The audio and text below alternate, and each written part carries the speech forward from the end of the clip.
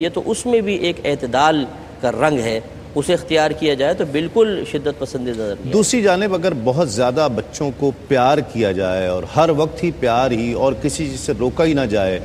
آج کل یہ رواج مفتی صاحب بہت زیادہ عام ہو گیا ہے کہ نہیں بچوں کو روکنا چاہیے، اس سے گروتھ بچے کی ذہنی گروتھ رک جاتی ہے، اس طرح بچوں کو ٹوکنا نہیں چاہیے، کرنے دیں، غلط بھی کر رہے ہیں تو سیکھ لے گا خود ہی، یہ اس طرح نہیں کرنا چاہیے۔ یہ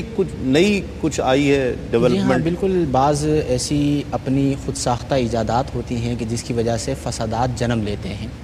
اور ٹین ایجر اور نیو جنریشن آج جس راستے پہ جا رہی ہے، اگر اس میں یہ کہا جائے کہ حد سے تجاوز کر کے اتنا زیادہ لاڈ پیار دے دینا کہ وہ کسی سے لڑ کے آ گیا، کسی کو مار کے آ گیا، کسی کا سر پھاڑ کے آ گیا جی، کسی سے مار کھا کے آ جائے تو کہتے ہیں تم کسی میرے بیٹا ہو کے دلی کی اولاد ہو، تم میری اولاد ہو، تم مار کے آتے دو، اور میرے بیٹے ہو کے تم مار کھا کے آ گئے، تو یہ بالکل غلط طریقہ کار ہے۔ دیکھیں، الامور بمقاصدہا، یہ بیان کیا جاتا ہے کہ کسی بھی چیز کو دیکھا جاتا ہے تو اس کے مقصد کے مطابق دیکھا جاتا ہے۔ جیسا کہ شریعت مطہرہ میں ہی یہ ملتا ہے کہ بچہ اگر اتنی ایج کو پہنچ جائے تو اسے مار کر نماز کا حکم دیا جائے، تو یہاں پر مار میں بھی اعتدال ہوگا۔ اگر آپ یہ کہتے ہیں کہ بالکل نہ مارا جائے، حتیٰ کہ جو مرضی یہ کر رہا ہے، بڑوں کی بے ادبیاں کر رہا ہے، چوریاں کر رہا ہے، ڈکیتیاں کر رہا ہے، روڈوں پہ جا کے جو ہے وہ لوگوں کے موبائل فون چھین رہا ہے، اسے کچھ بھی نہ کہیں تو کل یہی معاشرہ آپ کے سر پہ کھڑا ہوا ہوگا اور کما کے لا رہا ہے نا۔ جی ہاں، پھر یہ ایک غلط تصور ہوتا ہے۔ دوسری بات یہ ہے کہ اگر آپ یہ کہتے ہیں کہ بالکل اتنا زیادہ مارا جائے کہ اس کا سر پھاڑ دیا جائے،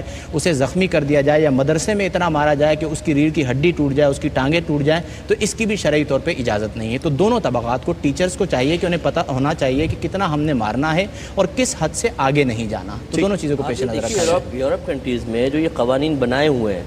کہ بچے کو ماریں گے، ٹیچر مارے وہ شکایت کرے، پولیس اٹھا کے ٹیچر کو لے جائے، باپ مارے تو باپ کو اٹھا کے لے جائیں، وہ لوگ یہ قانون بنا کے پریشان ہیں۔ اب وہ بچے بے قابو ہو گئے ہیں، قابو میں نہیں آ رہے، اور ہم لوگ ایسی غلامانہ ذہنیت رکھتے ہیں، وہ پریشان ہیں قانون بدلنے کے چکر میں، اور ہم چاہتے ہیں ہمارے ملک میں قانون جاری ہو جائیں۔ بعض لوگ جیسے آپ نے شاید فرمایا وہ چاہتے ہیں، کوئی ڈیبیٹ سن رہا تھا ٹی وی پہ، اس میں ایسے ہی تھا کہ ایسا قانون بھی ہونا چاہیے، کوئی رائے دے رہا تھا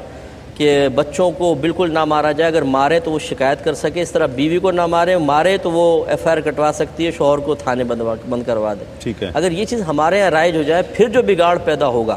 اس سے یہ خود بھی نہیں بچ سکتے ہیں، اور اس کے بہت منفی اثرات۔ اچھا، ہم چلیں اسی پر بات ہی کر لیتے ہیں نا کہ شدت پسندی کا تقاضا شریعت